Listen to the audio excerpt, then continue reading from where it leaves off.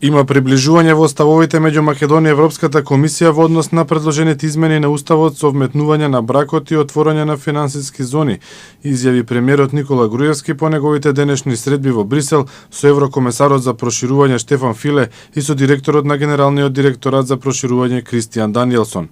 На состаноците со првите луѓе за проширување на Европската унија биле отворени повеќе теми, но според македонскиот премиер соговорниците се задржале на две клучни теми: предложените уставни измени и подготовката на акциски план од страна на владата за справување со забелешките нотирани во последниот прогрес извештај на Еврокомисијата за нашата земја.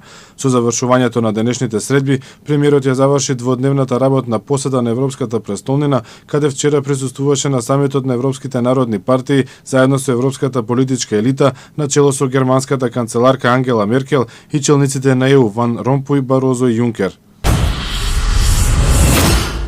Од денеска до 28 месецов се одржува првиот сајам посветен на проектот Купи куќа, купи стан. Граѓаните на едно место имаат можност да ги добијат сите потребни информации и да ги остварат сите контакти за проектот. Министерството за финансии, банките и градежните компании ќе ги запознаат граѓаните со условите на Купи куќа, купи стан и понудата на станови и куќи на пазарот на недвижен имот. Проектот беше промовиран во јануари 2012 година. До сега преку овој проект стамбеното прашање го решиле 331 семејство, од кои околу 280 купиле стан. Директорот на Институтот за судска медицина Алексеј Дума денеска соопшти дека семејството на 23-годишната Дениса Марковска побарало повторна обдукција во Македонија по добиените ДНК анализи од Грција, со кои се потврдува дека телото што беше најдено кај грчкиот остров Карпатос е на 23-годишната прилепчанка. Дума изрази подготвеност да го исполнат барањето на родителите, но потенцираше дека за такво нешто потребно е јавниот обвинител да даде согласност. Најблиските претходно изјавија дека се сомневаат во истрагата на грчките органи и најавија дека ќе бараат нова обдукција во Македонија. Полицијата го откри лицето кој на 9 месецов нападна двајца новинари на Алфа телевизија. Станува збор за 25-годишниот В.А. кој грубо ги навредувал новинарите и им го одземал снимениот материјал пред хотелот 8. Од полицијата информираа дека по целосно расчистување и документирање на случајот против истите ќе биде поднесена кривична пријава за сторено кривично дело насилство. Жестоката офанзива на терористите на ИСИЛ во сирискиот пограничен град Кобане е запрена.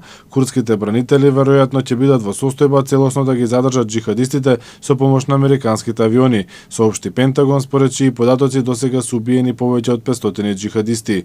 Сириската обсерваторија за човекови права пак јавува дека ИСИЛ напредува и дека исламистите ја презеле контролата на целата на западот од Кобане. Американските и сојузничките авиони извршиле околу 6000 летови воздушните удари на ИСИЛ и изфрлиле повеќе од 1700 бомби. Обединетите нации соопштија дека конфликтот во Украина принудил 800.000 луѓе да ги напуштат нивните домови. Околу 85% од раселените лица потекнуваат од источна Украина, каде владините сили се борат со проруските сепаратисти. Од Агенцијата за бегалци на Обединетите нации велат дека 387.000 побарале статус на бегалци, привремен азил или престој во Русија. Други 6.600 аплицирале за азил во Европската унија, а околу 581 лица во Белорусија. Дури 430.000 се водат како внатрешно раселени.